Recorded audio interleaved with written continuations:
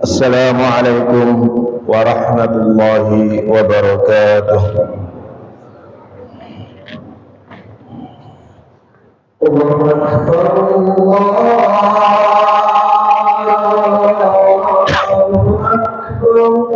Allahu Akbar,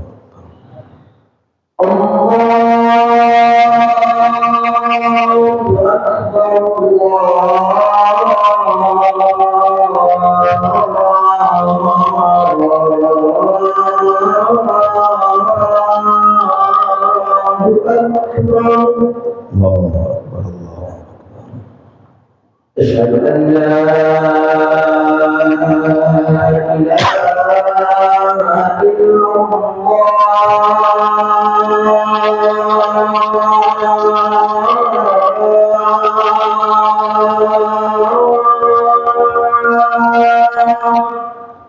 أشهد أن لا إله إلا الله أشهد أن لا إله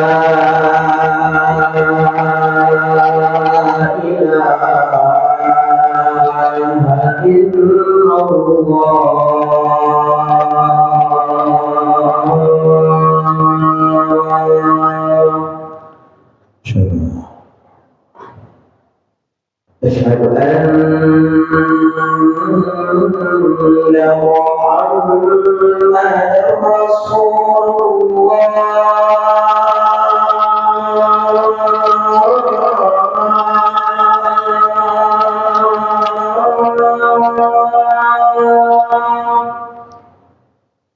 أشهد أن محمدا رسول أشهد أن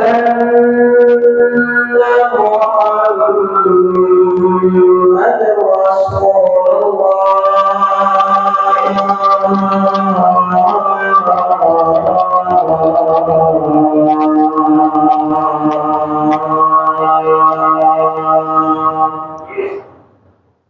أشهد أن محمدا رسول أشهد أن محمدا رسول الله حي على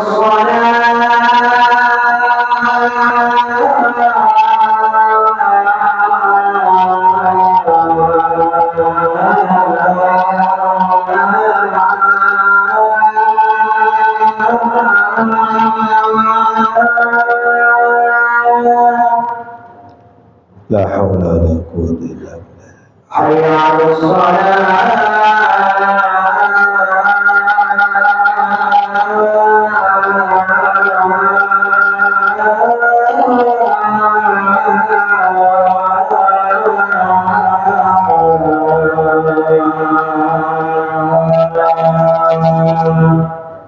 لا حول ولا قوة إلا بالله العلي العظيم حي على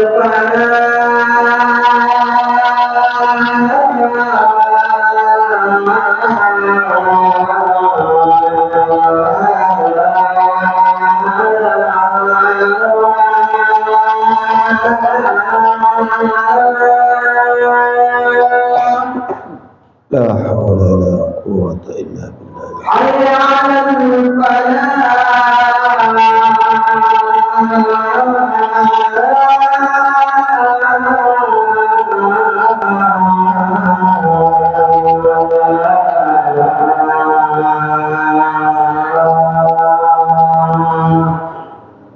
لا حول ولا قوة إلا بالله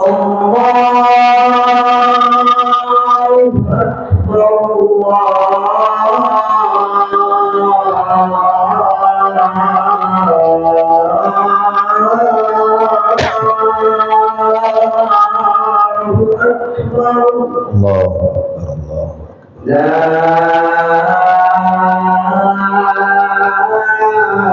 إله إلا الله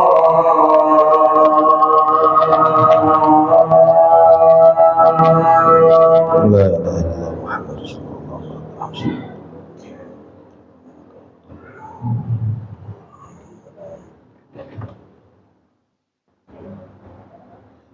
الحمد لله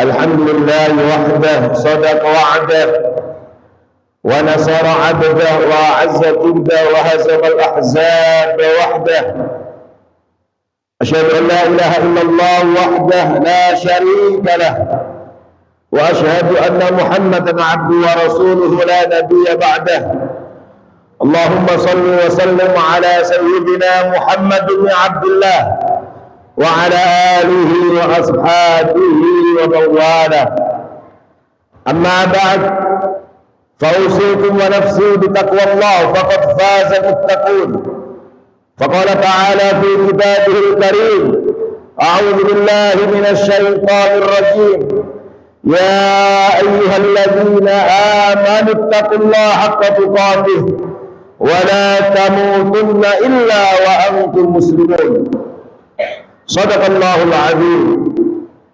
معاشر المسلمين umat Muhammad sallallahu alaihi wasallam, para jamaah salat Jumat yang semoga kita semuanya senantiasa dalam curah rahmat dan taufik Allah Subhanahu wa taala.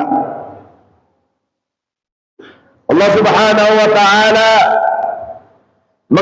mengabadikan peristiwa besar yang terjadi dalam kehidupan Rasulullah sallallahu alaihi wasallam, yaitu peristiwa Isra dan Mi'raj di dalam Al-Qur'an. Di dalam surat Al-Isra ayat pertama juga Allah Subhanahu wa taala singgung di dalam surat An-Najm ayat 13 sampai ayat 18.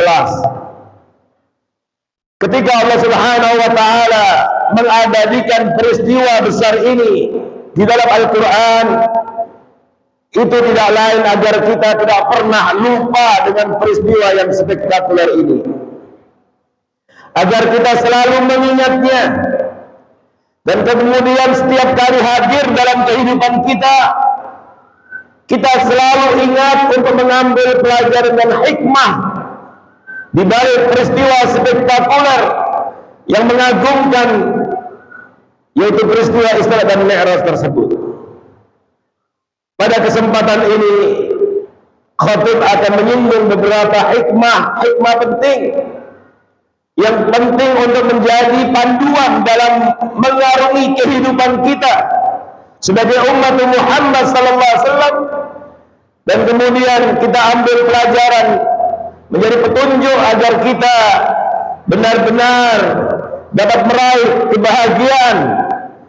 kebahagiaan dalam kehidupan dunia akhirat kita, dapat meraih kebaikan kehidupan keluarga kita, kebaikan kehidupan umat, termasuk juga kebaikan kehidupan berbangsa bernegara kita.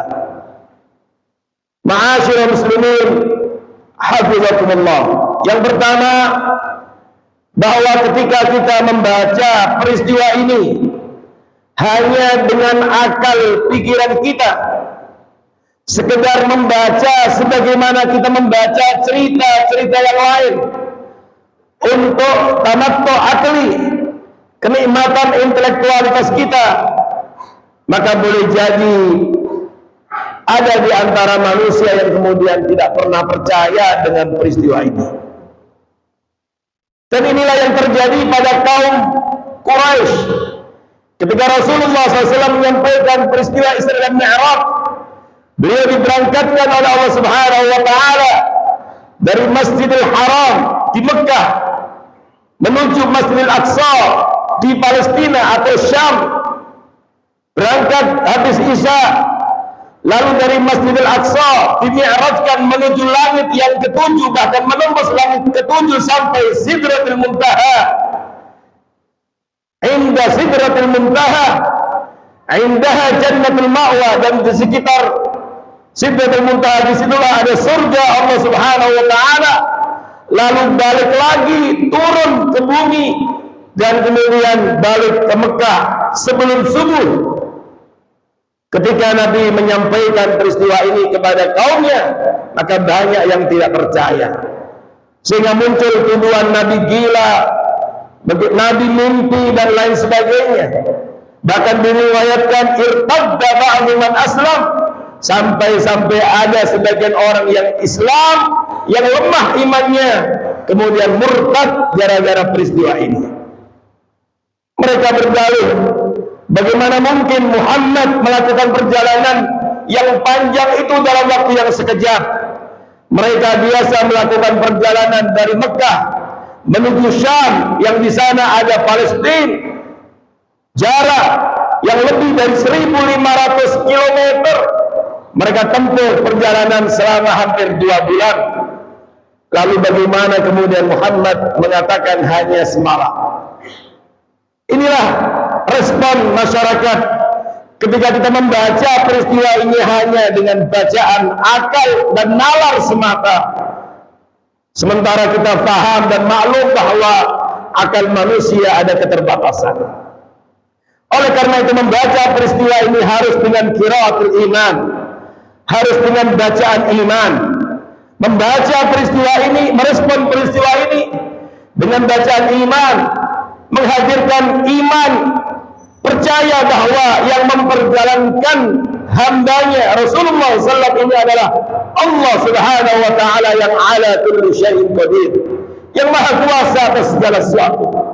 Allah yang walillahi ma bis samawati wa ma fil ardh, yang memiliki langit dan bumi dan mengendalikan seluruh kehidupan ini. Allah yang memperjalankan hambanya, yang jika Allah berkehendak kun fayakun. Bahkan Allah Subhanahu wa Ta'ala maha mampu untuk memperjalankan hambanya lebih cepat daripada itu. Disinilah ketika kita membacanya dengan bacaan iman, maka tidak ada yang mustahil jika Allah Subhanahu wa Ta'ala yang memperjalankan hambanya ini. Oleh karenanya ketika kita membaca dalam ayat pertama surah Isra yang mengabadikan peristiwa ini, Allah Subhanahu wa Ta'ala memulai dengan Subhanalladzi asra. Maha suci zat Allah yang memperjalankan hambanya minal masjidil haram, di waktu malam hari, dari Masjidil Haram di Mekkah Al-Mukarramah ilal Masjidil Aqsa alladzi barakna haulahu, menuju ke Masjidil Aqsa di Palestina, Syam, yang diberkahi sekitarnya. Linuriyahu min ayatina, agar kami memperlihatkan kepadanya tanda-tanda kebesaran kami. Dan sesungguhnya Allah innahu was-sami'ul basir, maha mendengar lagi maha melihat. Jadi ketika kita membaca peristiwa ini harus kita kembalikan kepada kemahasucian Allah. Inilah mengapa kemudian disyariatkan setiap kali kita melihat sesuatu yang mengagumkan, maka kita membaca Subhanallah. Hikmah dan pelajaran penting kedua yang tidak boleh lewat adalah bahwa Rasulullah SAW diperjalankan oleh Allah Subhanahu wa Ta'ala dalam keadaan sadar, dalam keadaan bangun, tidak seperti yang ditulis oleh sebagian penulis. Nabi diperjalankan hanya dengan ruhnya saja, sementara jasadnya, fisiknya, badannya ada di Mekah.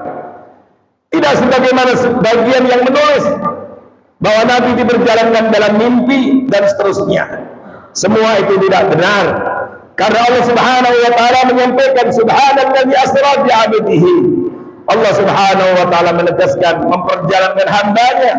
Dan ketika kita berbicara tentang seorang hamba, maka ia terdiri dari fisik dan rohnya. Dan telah banyak riwayat dalam hadis-hadis sahih bagaimana Rasulullah SAW dapat menceritakan dengan sangat detail perjalanannya, sehingga selain disinggung Allah dalam Al-Quran, ada begitu banyak hadis-hadis Rasulullah SAW yang menceritakan tentang perjalanan Isra dan Mi'raj. Di dalam Sahih Bukhari ada sekitar 20 hadis sahih dari 6 orang sahabat. Di dalam Sahih Muslim ada 18 hadis sahih dan lain sebagainya. Dan kita tahu bahwa yang diperjalankan adalah Muhammad sallallahu alaihi wasallam. Tetapi Allah Subhanahu wa Ta'ala menyebut bi 'abdihi, tidak disebut secara jelas siapa hambanya, tetapi kita mengenal beliau adalah Muhammad sallallahu alaihi wasallam. Mengapa disebut bi 'abdihi? Para ulama ada yang menyebutkan di antaranya adalah ini sebagai bentuk tasyrifan lahu, penghargaan kepada Rasulullah SAW. Karena ketika lafaz abdun, lafaz hamba, lafzul abd, idhafah, diidhafahkan kepada Allah Subhanahu wa Ta'ala, yang di dalam ayat ini diwakili oleh dhamir yang ketiga bi 'abdihi, itu merupakan tasyrifan lahu. Dan inilah yang kemudian kita jadi faham bahwa rihlatul Isra wal Mi'raj adalah rihlatul tasyrif. Dia adalah perjalanan penghargaan, penganugerahan, sebagaimana seperti seorang yang juara yang akan diberikan award, maka ia cukup duduk manis, segala urusan transportasi dan akomodasi disiapkan oleh Allah Subhanahu wa taala. Dan inilah yang terjadi pada Habibuna Mustafa Muhammad sallallahu alaihi wasallam. Beliau telah dipersiapkan kendaraan yang super cepat, Buraq, sehingga perjalanan ini beliau seperti sedang dihibur, sedang diberikan penghargaan. Dan inilah yang membedakan dengan perjalanan perjuangan beliau yang lainnya. Kalau kita lihat, sangat berbeda ketika Nabi melakukan perjalanan hijrah. Pada saat Nabi akan hijrah, Nabi mengerahkan seluruh potensi yang dimilikinya, melibatkan banyak sumber daya manusia, mempersiapkan dengan baik, mengatur strategi. Dan bahkan kita baca dalam sejarah ketika beliau akan hijrah, beliau terancam nyawanya akan dibunuh oleh musuh-musuhnya. Kalau kita menggunakan logika, akal pikiran kita, sesungguhnya perjalanan hijrah jauh lebih membutuhkan kendaraan yang super cepat seperti Buraq, karena Rasulullah SAW, manusia terbaik, Imamul Mursalin, Khatamun Nabiyyin ini sedang diancam nyawanya. Tetapi yang kita baca, Allah Subhanahu wa taala tidak mempersiapkan kendaraan itu. Limadha? Mengapa? Inilah bedanya, karena perjalanan hijrah, rihlatul hijrah adalah rihlatul taklif, dia perjalanan perjuangan. Maka kita membaca dalam sejarah, hijrah adalah titik tolak kebangkitan umat. Maka dari sini kita bisa mengambil sebuah pelajaran. Jika kita jujur ingin berjuang untuk melakukan sebuah perubahan yang lebih baik bagi kehidupan kita, untuk kebaikan kehidupan keluarga kita, kebaikan umat kita, untuk kebaikan bangsa dan negara kita, maka kita tidak bisa duduk manis, terdiam, tersipu. Tetapi yang diharapkan dari kita, jika jujur kita ingin melakukan sebuah perubahan yang lebih baik, maka kita harus sungguh-sungguh berjuang sebagaimana Rasulullah SAW melakukan itu untuk perjalanan hijrah. Karena hijrah adalah titik tolak kebangkitan umat menuju perubahan yang lebih baik. Disinilah perbedaan antara rihlatul Isra wal Mi'raj dengan rihlatul hijrah. Rihlatul Isra wal Mi'raj adalah rihlatul tasyrif, sementara rihlatul hijrah adalah rihlatul taklif. Ma'asyiral muslimin, hafizakumullah. Pelajaran berikutnya, Rasulullah SAW diperjalankan dalam Isra dan Mi'raj, dipilih bertolak dari masjid. Di dalam kehidupan Nabi selama 24 jam, Nabi tidak selalu hanya di masjid. Terkadang beliau melakukan aktivitas di pasar, di rumahnya, bertemu dengan sahabat-sahabatnya, menyapa kaum ibu, anak-anak di jalan raya. Tetapi khusus untuk Isra dan Mi'raj, Allah Subhanahu wa taala memilih memperjalankan hambanya dari masjid ke masjid. Maka ini pelajaran penting, betapa pentingnya masjid dalam kehidupan kita. Jangan pernah bermimpi kita akan berubah menjadi lebih baik. Jangan pernah bermimpi kehidupan kita akan diberkahi Allah.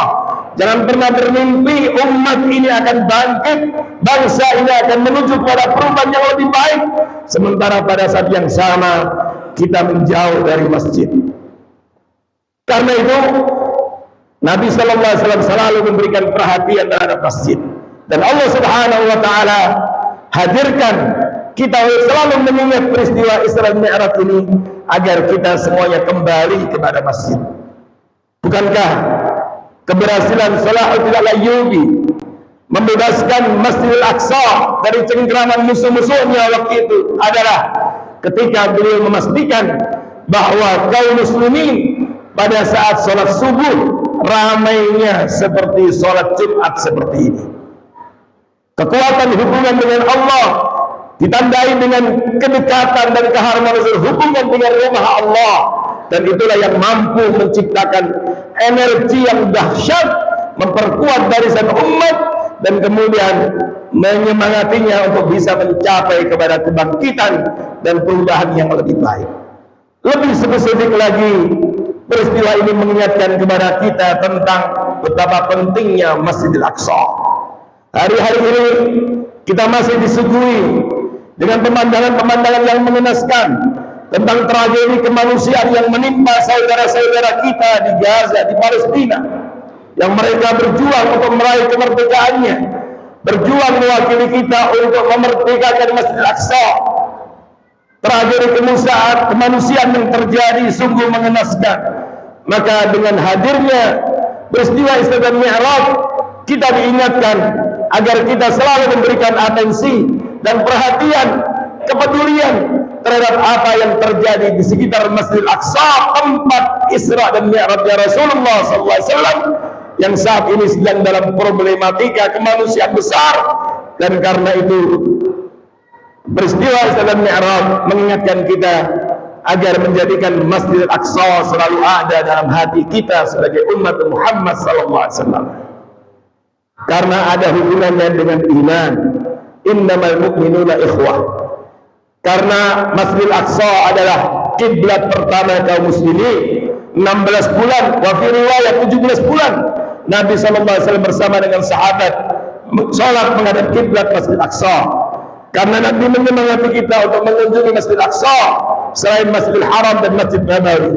Karena sholat di Masjidil Aqsa berpahala 500 kali lipat dalam sebuah riwayat dibanding dengan sholat di masjid yang lain, kecuali Masjidil Haram 100.000 kali sholat, atau Masjid Nabawi 1000 kali sholat. Ini semuanya memberikan pelajaran penting, dan khususnya setiap kali kita memperingati Isra dan Mi'raj, mengingatkan kita agar kita selalu memberikan perhatian, kepedulian, dan segala problematika, permasalahan yang dihadapi saudara-saudara kita yang tinggal di Palestina, yang di sana ada Masjid Aqsa, juga harus menjadi perhatian kita, karena itu bagian dari persaudaraan keimanan kita, bagian dari alaqah aqidiyah, ada hubungan akidah yang melekat antara kita dengan mereka. Dan karena itu perhatian kita harus besar, dan kita tidak boleh lelah, bosan untuk selalu memberikan kepedulian, pembelaan, bantuan untuk saudara-saudara kita yang ada di sana.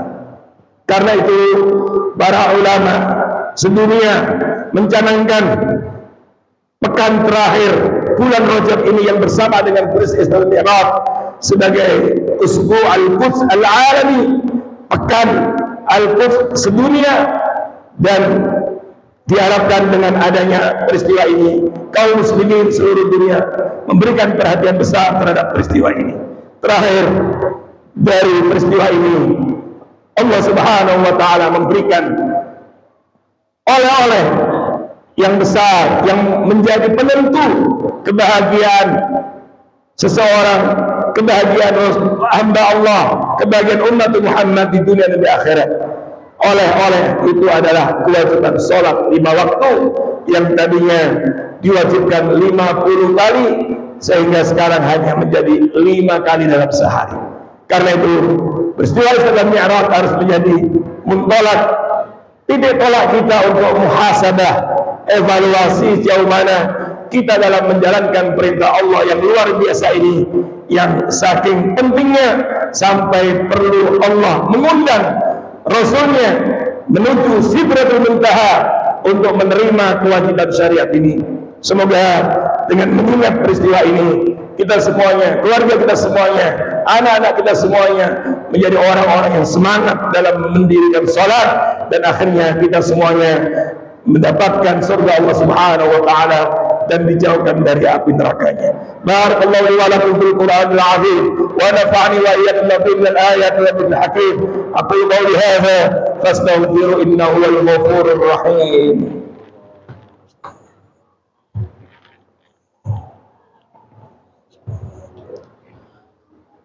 Alhamdulillah, alhamdulillah ala ihsanihi wa syukru lahu ala taufiqi wa imtinanihi.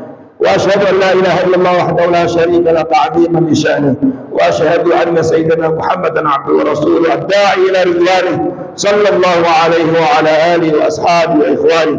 أما بعد فأوصيكم ونفسي بتقوى الله فقد فاز المتقون. واعلموا أن الله أمركم بأمر بدأ به بنفسه فقال تعالى: إن الله وملائكته يصلون على النبي يا أيها الذين آمنوا صلوا عليه وسلموا تسليما.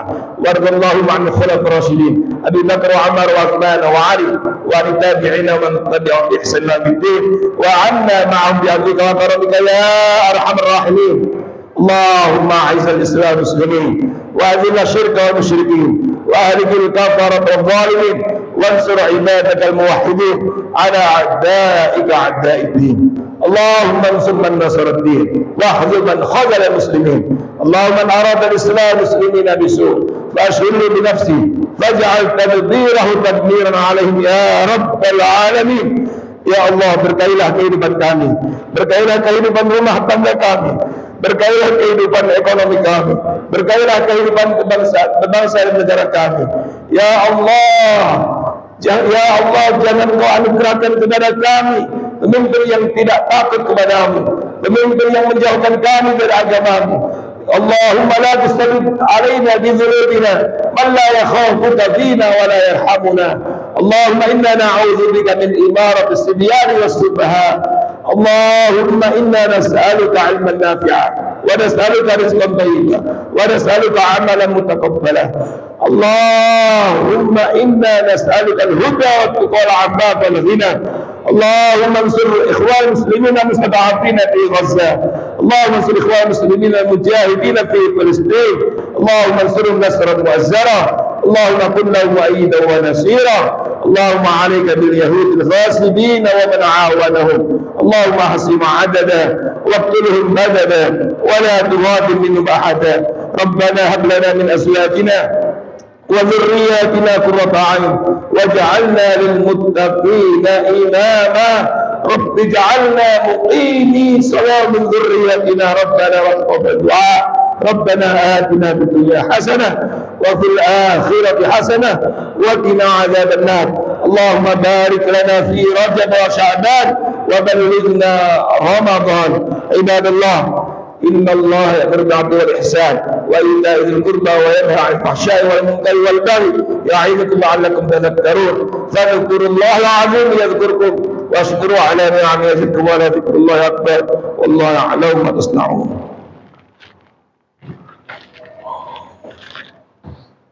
الله أكبر الله أكبر.